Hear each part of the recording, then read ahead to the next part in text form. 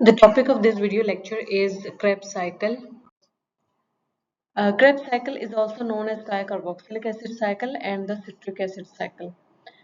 Krebs cycle के दो और नाम हैं ये and sequence of reactions by which most living cells generate energy during the process of aerobic respiration in the cells. So ये होता ये है कि जो ग्लूकोज मेटाबॉलिज्म है एरोबिक कंडीशन में भी हो रही है एनारोबिक कंडीशंस में भी हो रही है। तो जो एनारोबिक कंडीशंस हैं वो अल्टीमेटली जो है वो लैक्टेट फॉर्मेशन करते हैं, जबकि जो एरोबिक कंडीशंस हैं उनमें एसिटाइल को ए जनरेट होता है। अभी जो एसिटाइल को ए है ये जो है फर्दर मूव करता है टीसीए साइकिल में और it will act as a substrate for the TCA cycle और ये टीसीए साइकिल में एंटर हो जाता है। Next we will see that how acetyl CoA will enter and क्या माइटोकॉन्ड्रिया में कैसे कैसे प्रोसीजर होते हैं Krebs साइकिल के वो हम देखेंगे। Glycolysis can only produce small amount of potential energy. जो ग्लाइकोलिसिस है वो डायरेक्टली जो है वो 2 ATPs बनाती है और for higher animals they have evolved metabolic pathways that produce more energy by the aerobic respiration. So ये जो 2 ATPs हैं they are not enough for the survival of the higher animals. उन्हें मोर एनर्जी रिक्वायर्ड होती है, उन्हें मोर ATPs required होते हैं, इसलिए उन्होंने जो है मेटाबॉलिक पाथवेज इवॉल्व किए जो कि एरोबिक रेस्पिरेशन जिसमें इन्वॉल्व है। और history of the Krebs cycle is it is discovered by the Hans Grab in 1937. He received the Nobel Prize in Physiology or Medicine in 1953 for his discovery. TCA cycle की location क्या होती है वो होती है mitochondrial matrix में। As you can see this is an outer membrane, this is inner membrane और ये है माइटोकॉन्ड्रियल मैट्रिक्स जिसके अंदर टीसीए साइकिल शो हो रहा है और ये यहाँ पर होता है। सिग्निफिकेंस क्या है टीसीए साइकिल की? A cycle supplies energy and also provides many intermediates required for the synthesis of amino acid, glucose, heme, etc.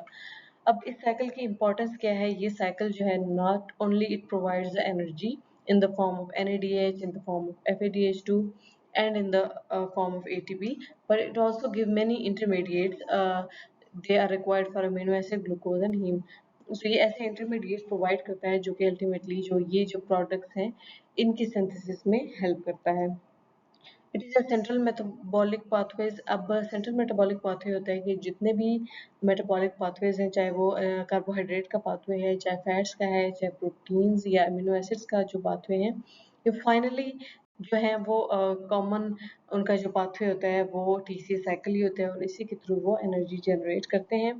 It is an 8-step pathway, require 8 enzyme and it generate NADH and FADH2.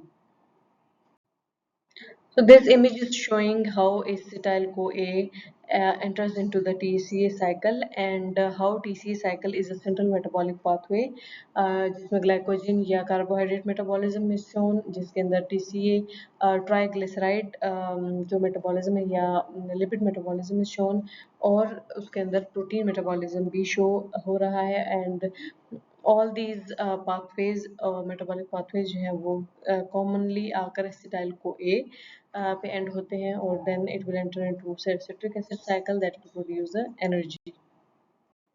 जो glycolysis का process है उसमें 2 pyruvate molecules synthesise होते हैं। एक glycolysis में के pathway में या एक ग्लूकोज से 2 पायरुवेट मॉलिक्यूल्स बनते हैं।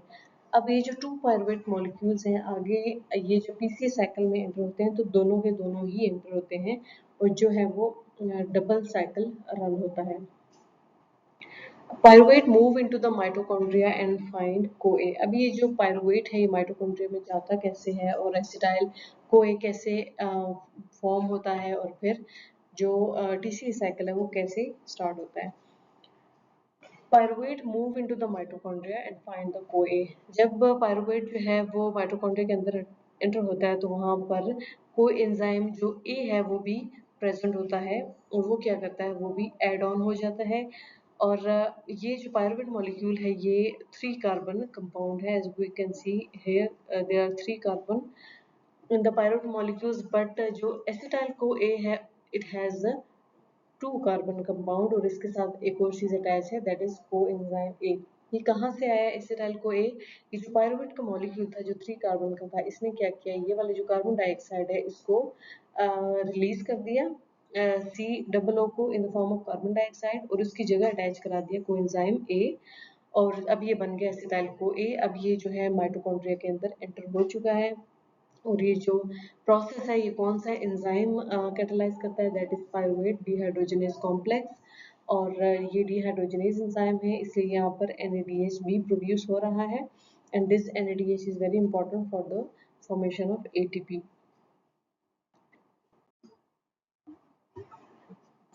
After entering into the mitochondria, ये जो एसिटाइल को ए है जब माइटोकॉन्ड्रियल मैट्रिक्स के अंदर एंटर हो जाता है तो वहीं पे प्रेजेंट होता है ऑक्सैलो एसीटेट। जो माइटोकॉन्ड्रियल मैट्रिक्स है उसमें ऑक्सैलो एसीटेट भी प्रेजेंट होता है। ये दोनों क्या करते हैं, ये दोनों कर देते हैं कंबाइन। जब ये कंबाइन होते हैं तो उससे क्या बनता है, हमारे पास सिट्रेट बनता है। कैसे कि ये 4 कार्बन का मॉलिक्यूल है, 1 2 3 4, और ये जो है वो 2 कार्बन मॉलिक्यूल है। जब 4 कार्बन मॉलिक्यूल एंड 2 जो कार्बन मॉलिक्यूल हैं, जब ये दोनों बनते हैं तो एक 6 कार्बन मॉलिक्यूल बनता है जिसका नाम होता है सिट्रेट। 1 2 3 4 5 एंड 6, तो ये सिट्रेट बन गया। और कौन सा एंजाइम है जो दिस रिएक्शन को कैटलाइज करेगा, that is citrate citrate synthase.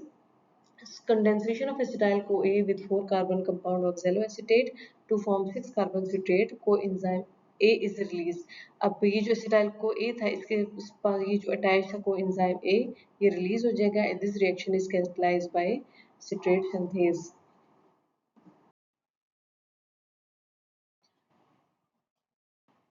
This is second step of the Krebs cycle, जिसमें जो सिट्रेट है वो कन्वर्ट होता है अपने आइसोमर में आइसोसिट्रेट। अब ये जो रिएक्शन है इसकी कन्वर्जन के दरमियान में 2 स्टेप्स आते हैं जिसको यहाँ पर कंबाइन करके एक ही स्टेप बताया गया है। कौन सा जो एंजाइम है जो इस रिएक्शन को कैटालाइज करता है, दैट इज एकोनिटेज। एकोनिटेज क्या करता है, सबसे पहले इस मॉलिक्यूल में से हाइड्रोजन और हाइड्रोक्सिल जो ग्रुप है उसको लेता है और यहाँ से in the form of water release कर देता है, और इस स्ट्रक्चर से इन दोनों को हटा देता है। जब ये हट जाते हैं तो जगह यहाँ पे एम्प्टी रह जाती है। फिर एकोनिटेज क्या करता है, वाटर को दोबारा से ऐड कराता है। अब जब ऐड कराता है तो बजाय इसके कि यहाँ पे हाइड्रोजन और यहाँ पे हाइड्रोक्सिल ऐड करता, वो शफलिंग कर देता है, यहाँ पे हाइड्रोक्सिल और यहाँ पे हाइड्रोजन को ऐड कर देता है। As you can see in this image, यहाँ पे हाइड्रोक्सिल ऐड हुआ है और यहाँ पे हाइड्रोजन ऐड हुआ है। तो अब ये क्या हुआ, शफलिंग होगी, तो अब ये एक आइसोमर बन गया। आइसोमर कंपाउंड ऐसा होता है कि दो कंपाउंड आपस में जब आइसोमर होते हैं तो इसका मतलब होता है उनका जो स्ट्रक्चर फॉर्मूला सेम होता है, स्ट्रक्चर डिफरेंट होता है बट उनका जो मॉलिक्यूलर फॉर्मूला जो है वो सेम होता है। सो इनमें स्ट्रक्चर डिफरेंस क्या है कि यहाँ पे जो फंक्शनल ग्रुप है यहाँ पे डिफरेंट है। So aconitase will catalyze the reaction. Then the third reaction is the isocitrate, जो कि हमारे पास सेकंड स्टेप में बना था, उसको अल्फा कीटो ग्लूटारेट में चेंज करना। अब ये चेंज कौन सा एंजाइम करेगा, आइसोसिट्रेट डिहाइड्रोजनेज। सो जहाँ पे डिहाइड्रोजनेज एंजाइम आता है वहाँ पर NADH बनता है फ्रॉम द NAD। और उसके अलावा ये जो आइसोसिट्रेट डिहाइड्रोजनेज है ये कैसे करता है डिहाइड्रोजनेशन, एक तो ये जो हाइड्रोजन्स हैं इनको यहाँ से रिमूव करेगा, और दूसरा ये जो सी डबल ओ कंपाउंड है ये भी इसको भी रिमूव करेगा, और इसको डीकार्बोक्सिलेशन कहते हैं, और ये in the form of carbon dioxide जो है वो रिलीज हो जाएगी। और ये जो हाइड्रोजन्स हैं ये जो है वो NADH और हाइड्रोजन आयन फॉर्मेशन में हेल्प करेंगे। So isocitrate dehydrogenase catalyze the reaction. Isocitrate undergoes dehydrogenation and decarboxylation to form a 5 carbon alpha ketoglutarate। ये जो था ये 6 कार्बन था और ये 5 है, इसलिए क्योंकि एक जो कार्बन है वो in the form of carbon dioxide release हो चुका है। Carbon dioxide is release and NAD is converted into NADH। The next step or the fourth step is the conversion of alpha ketoglutarate to succinyl CoA। अब ये जो alpha ketoglutarate है ये एक 5 carbon compound है, और ये 5 कार्बन कंपाउंड जो है अब कन्वर्ट होगा 4 कार्बन कंपाउंड में। As you can see here 1 2 3 4 5 and here 1 2 3 4। अभी जो एक कार्बन है वो कहाँ गया, वो ये वाला जो COO है इसको रिमूव कर दिया जाएगा, और ये in the form of carbon dioxide release हो जाएगा। इसकी जगह क्या ऐड होगा? इसकी जगह ऐड होगा को ए। जब को ए अटैच होगा यहाँ पे तो ये बन जाएगा सक्सिनाइल को ए। अब ये कौन सा एंजाइम इस रिएक्शन को कैटालाइज करेगा? Alpha keto glutarate dehydrogenase complex. जहाँ पे डिहाइड्रोजनेज है वहाँ एनएडीएच भी बनेगा। So alpha-ketoglutarate dehydrogenase catalyze the reaction. It catalyzes the conversion of alpha-ketoglutarate to succinyl-CoA, and NAD is converted to NADH. Next reaction is the conversion of succinyl-CoA to succinate. Succinyl को ए के पास जो है ये functional group है, जबकि succinate के पास ये functional group नहीं है। ये कहाँ जाएगा? ये रिलीज कर दिया जाएगा और यहाँ से ब्रेक डाउन करके इसको रिमूव कर दिया जाएगा। अब उसकी जगह यहाँ पे सिर्फ नेगेटिव चार्ज है और इसकी वजह से इसको कहते हैं सक्सिनेट।